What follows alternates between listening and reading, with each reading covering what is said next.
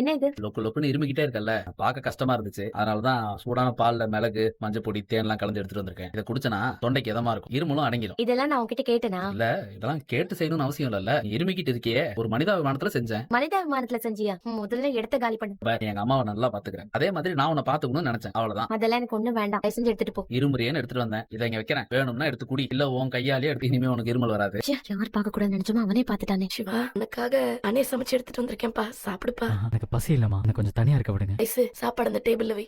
சரிம்மா. சிவா, காலையில இருந்து எதுவுமே சாப்பிடாம இருக்க, கொஞ்சமா சாப்பிடுப்பா. நீ இப்படி சாப்பிடாம இருக்கிறதுனால எல்லா பிரச்சனையும் தீந்துருமா? அப்ப நீ இந்த வீட்டை விட்டு அனுப்பியோ அன்னைக்குதான் உனக்கு நல்ல காலம் பிறக்கும். அவ இந்த வீட்டுல இருக்க இருக்க உனக்கு பிரச்சனை வந்துகிட்டே தான் இருக்கும். ஒழுங்கா அம்மா பேச்ச கேளுப்பா. அந்த அன்னபூர்ணி பேச்ச கேட்டுக்கிட்டு சிந்துவை மட்டும் நம்பிராதப்பா. அவ்வளவுதான் நான் சொல்லுவேன். மாப்பிள, நெருப்புல இறங்கி சிந்து உன்னைய காப்பாத்திட்டான்னு மட்டும் அவளை நல்லவன் நம்பிடாத. எல்லாம் உன் மனசுல இடம் பிடிக்கிறதுக்காக தான் அவன் வேணும்னு உங்ககிட்ட டிராமா பண்ணிருக்கா. அவன் நடிப்புல மட்டும் மயங்கிறத மாப்பிள. அவளை சாப்பிடியா? டாக்டர், இனிமே உனக்கு எந்த பிரச்சனையும் வராது. வேணாம் பெரியமா, நான் அப்புறமா சாப்பிட்டுக்கிறேன். வாயா வா, ஐயோ, சொல்றேன். இல்ல பெரியமா, வேணாம். வந்து கொஞ்சோண்டு சாப்பிடுவா. கையில அடிபட்டு இருக்குன்னு தான் சாப்பிடாம இருக்கியாப்பா? அப்படிலாம் இல்ல பெரியமா. கை அவ்வளவு தீக்காயமா இருக்கு. இரு, நானே ஊட்டி விடுறேன். பெரியமா, அதெல்லாம் வேணாம் பெரியமா. பேசாம சாப்பிடு.